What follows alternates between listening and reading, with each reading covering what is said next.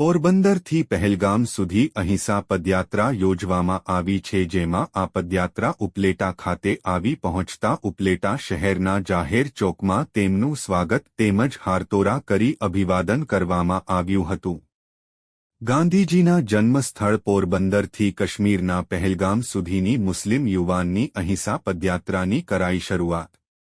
Advocate મુસ્લિમ યુવાનની ટીમને હજારો લોકોએ પુષ્પહાર કરી યાત્રાનો શુભારંભ કરાવ્યો. અહિંસાના શહેર અને મહાત્મા ગાંધીના જન્મસ્થળ પોરબંદરથી મુસ્લિમ એડવોકેટ સદ્દામ બાપુ કાદરી નામના યુવાન દ્વારા પહેલગામ પર આતંકવાદી હુમલાને લઈ પોરબંદરથી પહેલગામ અહિંસા પદ યાત્રાનું પ્રસ્થાન કરવામાં આવ્યું હતું. ગાંધીજીએ અપનાવેલ માર્ગને સાર્થક કરવા જેમ ભારત દેશમાંથી હિંસાને ખતમ કરી અહિંસા લાવી તેની પ્રેરણા લઈ સદ્દામ બાપુ કાદરીએ ભારત દેશમાંથી આતંકવાદને ખતમ કરવા અને પહેલગામ હુમલામાં મૃત્યુ પામેલા હિન્દુ મુસ્લિમ સમાજના લોકો માટે પ્રેરણાદાયી કાર્ય કરવા આ પદયાત્રાનું આયોજન કરવામાં આવ્યું છે, જેમાં દરેક શહેરમાં મુસ્લિમ સમાજને પોતપોતાની શક્તિ પ્રમાણે આર્થિક યોગદાન કરી જે પણ રકમ એકઠી કરવામાં આવે તે તમામ રકમ હુમલામાં ઘવાયેલા અને મૃત્યુ પામેલા લોકો સુધી પહોંચે તેવી વિચારધારા સાથે સૌપ્રથમ વાર દેશની એકતા અને અખંડિતતા જાળવવા દેશપ્રેમ સાથે વિશાળ લોકોની હાજરી સાથે અહિંસા પદયાત્રાનો પ્રારંભ કરવામાં આવ્યો હતો.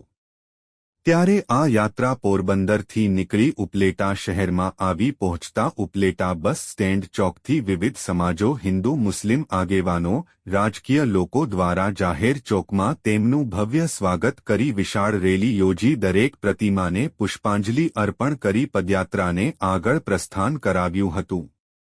હું ચોક્કસપણે એવી જ આશા રાખું છું, આપણા જે સરહદ ઉપર ભાઈઓ ઊભા છે, જેનો કોઈ ધર્મ નથી હોતો, જે હિન્દુ કે મુસલમાન નથી હોતો, એક સિપાહી જ હોય છે, અને આપણે બધા લોકો દુઆ અને પ્રાર્થના કરીએ છીએ કે આપણા મિલિટરીવાળા તમામ ભાઈઓ આતંકવાદની માથા પર ચડી એમની ગરદન કાપી નાખે, એવી જ આપણી આશા છે. તમામ સમાજની આ આશા છે અને આતંકવાદ નાબૂદ થવું જ જોઈએ, થવું જ જોઈએ, થવું જ જોઈએ. ઇસ્લામ આનો સખત વિરોધ કરે છે.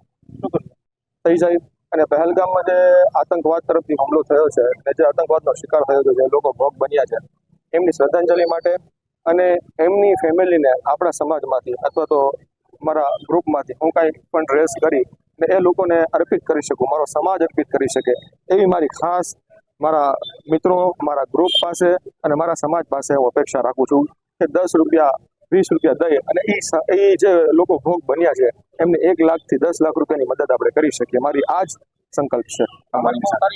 તમને આ જે ફંડ ભેગું કરવાનું છે, તમને આશા છે કે તમે સારું ફંડ જમા કરી શકો? ચોક્કસપણે, કેમ ના કરી શકીએ. લોકો